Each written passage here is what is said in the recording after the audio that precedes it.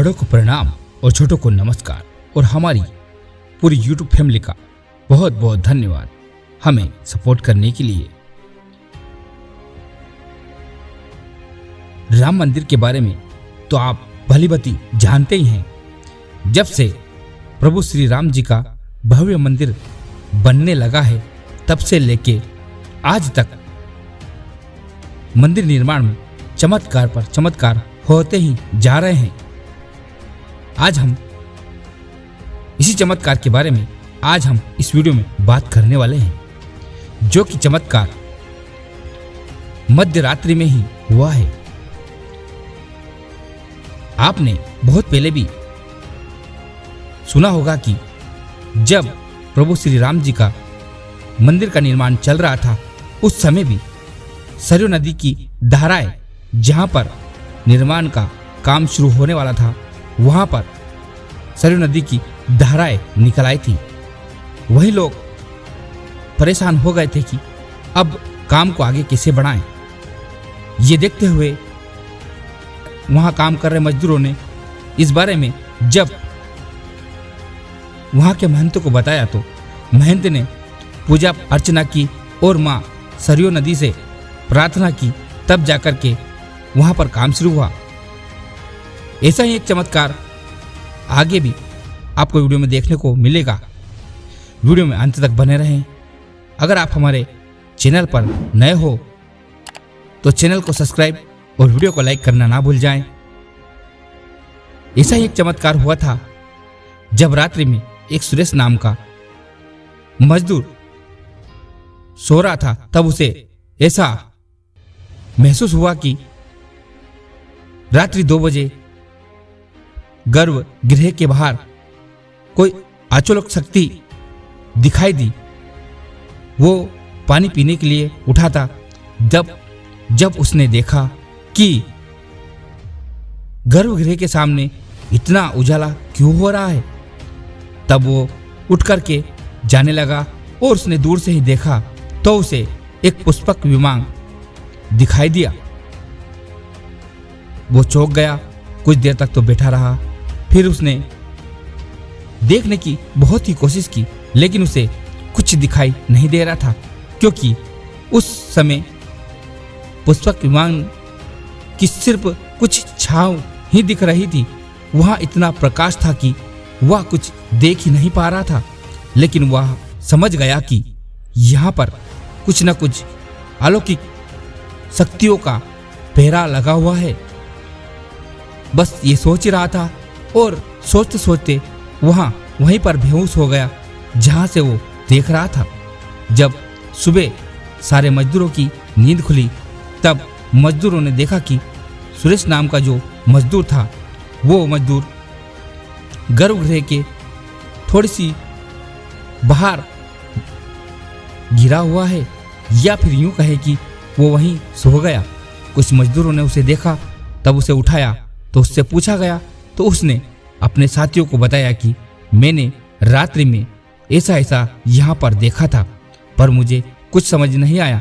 तो उसके साथी उससे बोलने लगे कि ये तेरा भ्रम हो सकता है।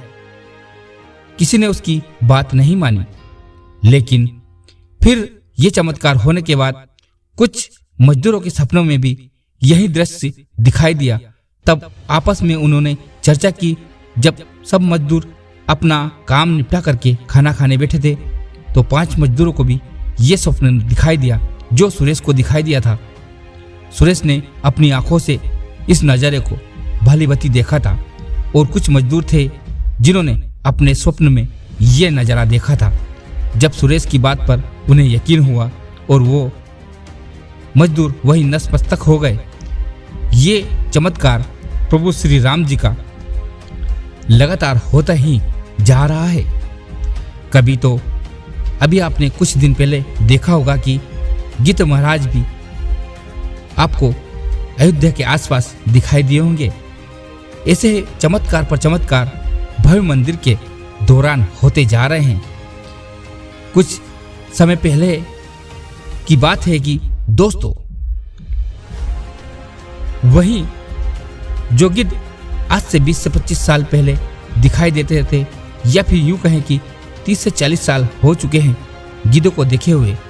गिद्ध वही हैं जिन्हें गरुड़ भगवान के नाम से जाना जाता है, और ये कोई संयोग नहीं है, ये सब पात्र रामायण के ही अयोध्या में दिखाई दे रहे हैं। अयोध्या नगरी प्रभु श्री राम जी की जन्मभूमि कही जाती है, तो ये वो सभी पात्र नजर आ रहे हैं जो रामायण काल में एक साथ दिखाई दिए थे, क्योंकि प्रभु श्री राम जी का भव्य मंदिर बनकर के तैयार हो रहा है, तो सभी उनके दर्शन करने के लिए बारी बारी से आते जा रहे हैं। ऐसा ही चमत्कार ये जो हमने आपको बताया है, ये भी एक चमत्कार ही है। ये सुरेश को अभी तक समझ में नहीं आया कि आखिरकार वह चीज थी क्या, लेकिन उसे थोड़ा सा भद्दा भद्दा सा नजर आया, तो उसने बताया कि ये मुझे थोड़ा थोड़ा सा ही दिखा था, लगता है जैसे पुष्पक विमान ही हो। अब ये कितनी सत्य है और कितनी झूठ, ये तो प्रभु श्री राम ही जाने, लेकिन घटना है तो अयोध्या में हो ही रही है। या यूं कहें कि प्रभु श्री राम जी अब अयोध्या में आ चुके हैं। आपकी क्या राय है कमेंट में जरूर बताइए, और कमेंट में जय सिया राम लिखना ना भूल जाइए।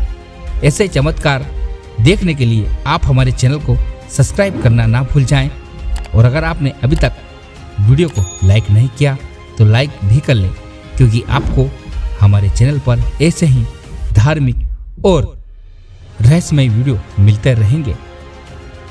नोटिफिकेशन को ऑल पर सेट कर ले, क्योंकि आने वाली वीडियो का सबसे पहले आपको नोटिफिकेशन मिल जाए।